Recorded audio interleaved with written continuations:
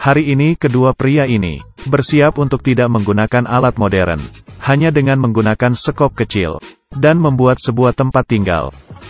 Bahan yang digunakan hanyalah bambu dan kayu. Mereka berdua mencari sebuah lahan, dan membangun tempat tinggal di sana. Mereka menggunakan sekopnya untuk membuat garis. Sang adik mulai mencangkul.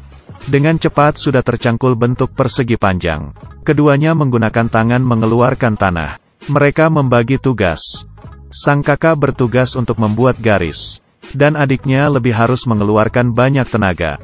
Dengan usaha beberapa jam, mereka membentuk sebuah tempat tidur. Sang kakak menggunakan sekopnya untuk membentuk sisi kasur. Sang adik membentuk bentuk di ujung kasur. Dalam proses ini, akhirnya selesai dibuat. Kemudian di sebelahnya membuat sofa dan meja. Sang kakak membuat sofa besar. Sang adik membuat meja. Keduanya tidak istirahat, lalu membuat tangga. Dan tanah yang berlebih akan dibuang keluar.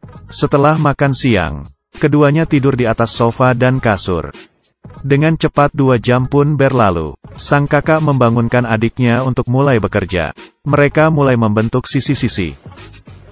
Mengambil kayu yang panjang dari hutan. Mereka tidak ada alat pengukur. Sang kakak menggunakan langkahnya, dan mengira-ngira panjangnya, lalu memotongnya dengan sekopnya. Mereka berdua mendirikan kayu di tiap sisi. Kemudian mengisi tanah di sisinya, untuk menahan kayu tersebut. Kemudian memasang lagi kayu di atasnya.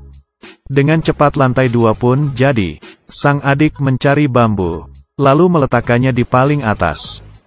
Mereka berdua mencari lebih banyak bambu, dan menutupi sisi-sisinya. Semuanya pun tertutup bambu.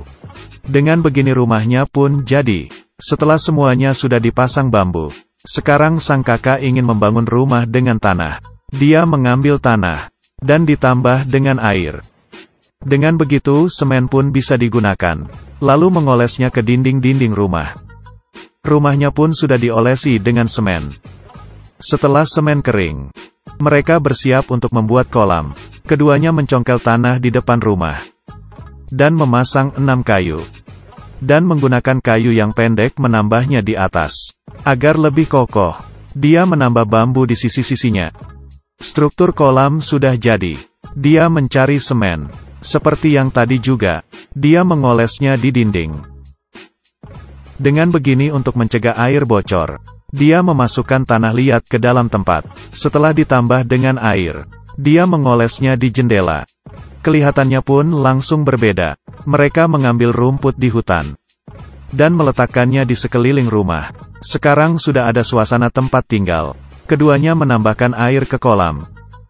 Air dari sumbernya ada beberapa jarak. Mereka hanya bisa memindahkannya dengan tempat, lalu menumpahkannya ke kolam. Dengan begini berkali-kali. Akhirnya mereka selesai sebelum matahari terbenam. Keduanya masuk ke dalam kolam, dan membersihkan diri mereka yang sudah bekerja beberapa